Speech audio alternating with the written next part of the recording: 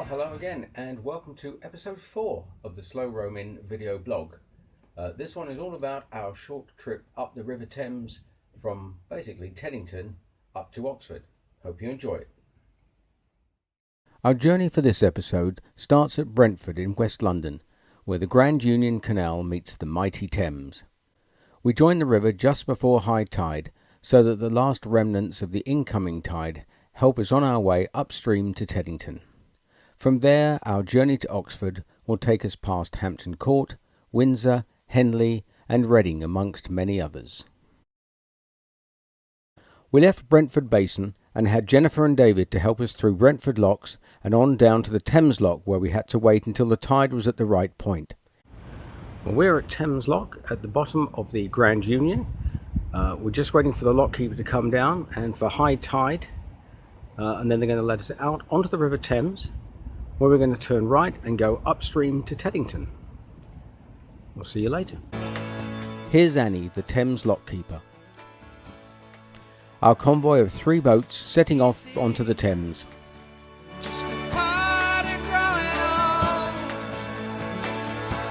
And here's Annie again, giving us a traditional lockkeeper send-off.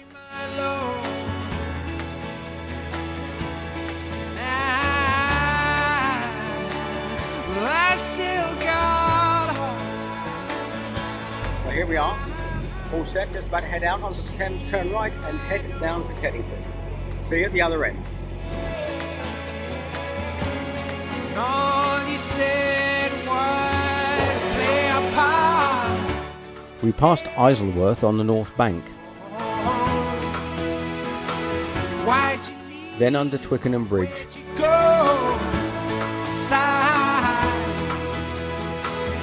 Every black and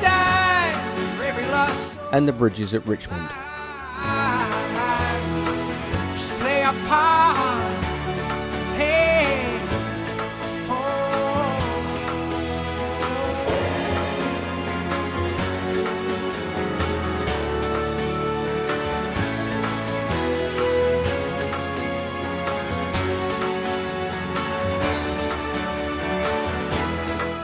Finally, after an exhilarating ride, we arrived at Teddington Lock.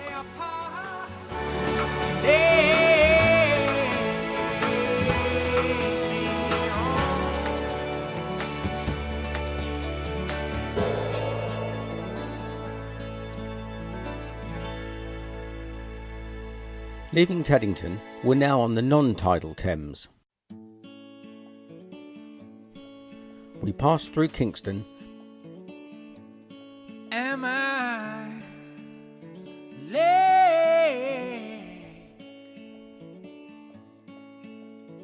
before reaching our final mooring for the night outside Hampton Court. Am I close?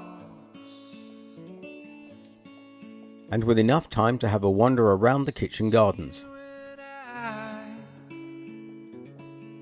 I met a lovely local gentleman named Richard, who was enjoying the evening sunshine and who proved to be a mine of information.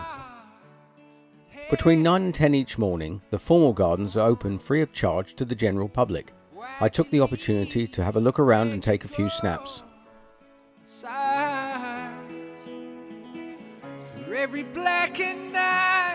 I stopped to talk to Pam, one of the gardeners, who directed me to a small gate where she said there were more gardens. And indeed there were. The Privy Garden, the Pond Garden, the Rose Garden, and a magnificent view of Hampton Court.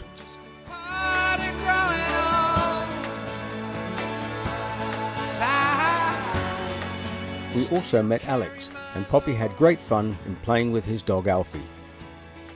We then set off past Walton-on-Thames and Chertsey, stopping for the night at Egham. We went out exploring, and Poppy found a commemorative statue to Queen Elizabeth and a list of all our kings and queens.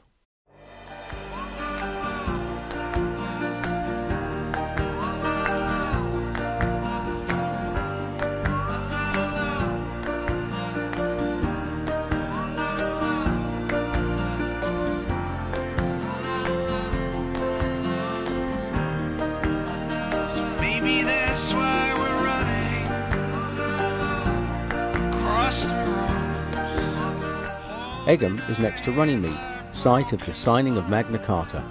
It's never enough, but if we're in love, see no others wind it up. Here's Poppy at the Magna Carta Memorial, and also at the nearby memorial to President John F. Kennedy. In the field below is a modern sculpture called the Jurors. It seems to have magical properties.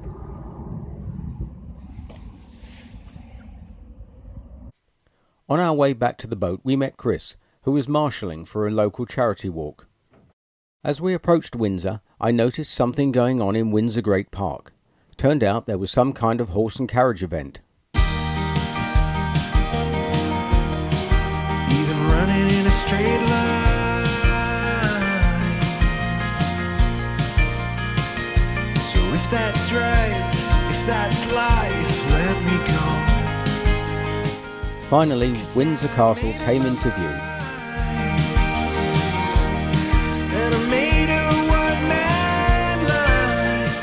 Just before Maidenhead, we passed through Braylock and met the wonderful lockkeeper Keith, who recommended an excellent spot to moor for the night.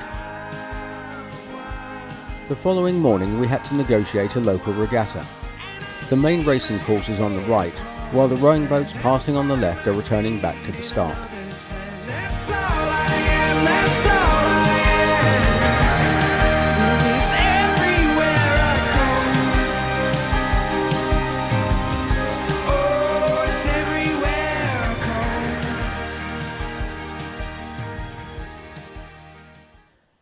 Up to this point there hadn't been many boats about, but the fine weather first brought out the little guys, and finally the big boys turned out to enjoy the sunshine.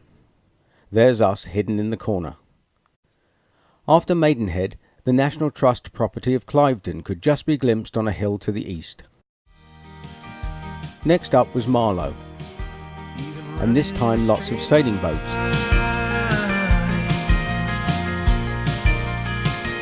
So if that's right, if that's life, let me go. And a fine old church. And I made a one-man line. The river at this point has lots of wonderful houses. In a wild, wild, wild. And I lay my head upon the sand, and I find my feet in another's hand. That's all I am, that's all I am. It's everywhere I go. Oh, it's everywhere. There's also some curious ones, and some that are downright odd. There are also some interesting boats. There's still a long, long way to go.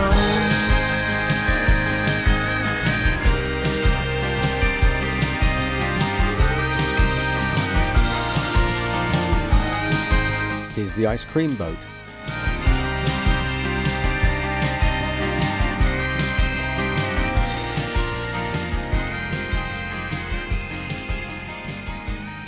Towards late afternoon we came to Henley.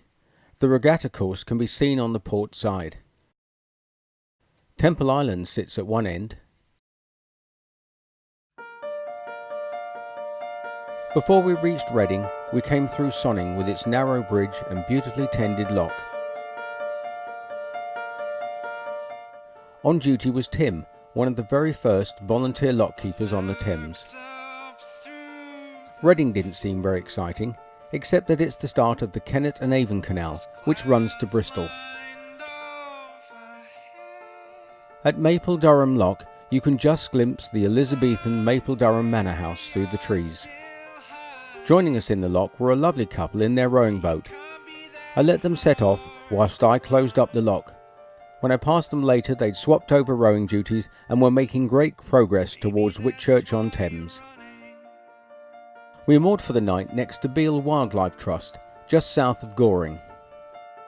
This is a skewed brick arch railway bridge, built by Brunel. With other picturesque bridges at Wallingford,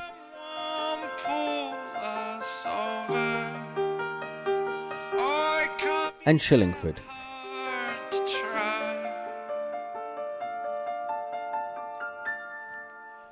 Towards Dorchester, the river becomes wider as it runs through a floodplain. We stopped at the village of Culham with its pretty church and local manor house. To the south was Sutton Courtenay. On our final morning, the rain set in as we passed through Abingdon.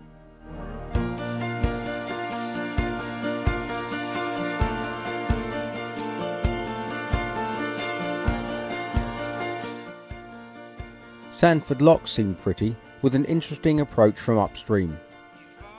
Oxney Bridge signalled our approach to Oxford. Apparently this is the lowest bridge on the River Thames. Luckily we can get underneath it. We're now heading down to the Sheepwash Channel, which will take us off the Thames and onto the Oxford Canal.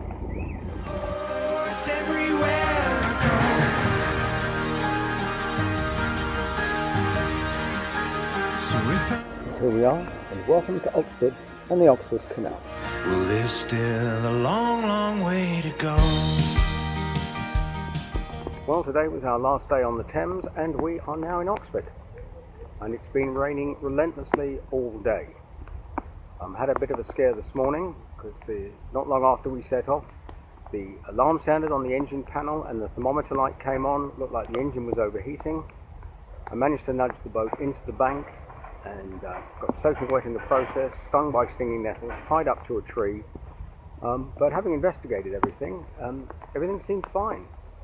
The belts were all intact, the water level was fine. I checked that before we set off, let the engine cool down for a few minutes, tried it again, and everything's been fine since Abingdon. So who knows what that was all about.